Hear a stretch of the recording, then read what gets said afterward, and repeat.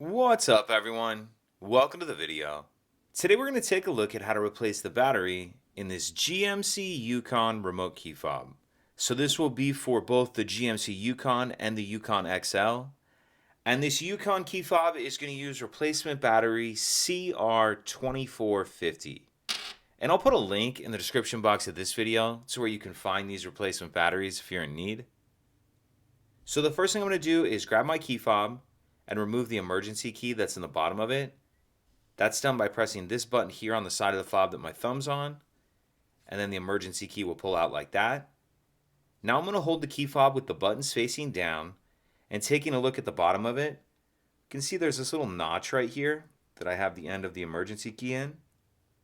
What I'm going to do is put the key in that notch, then I'm just going to angle up slightly like this and push up on this back cover and pop that back cover up like that. And now we see our battery right here. And I'm going to grab my key and put it down in either this slot or this slot here.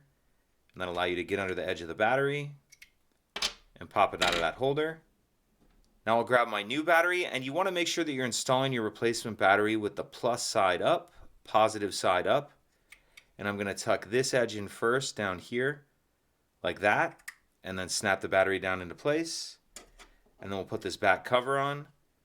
And looking at it like this, the top of the cover I'm going to hook on first, like that, and then snap it on, slide our emergency key back in, and that's it. If you could take a second to like and subscribe, it helps us out, and I'd appreciate it. Thank you.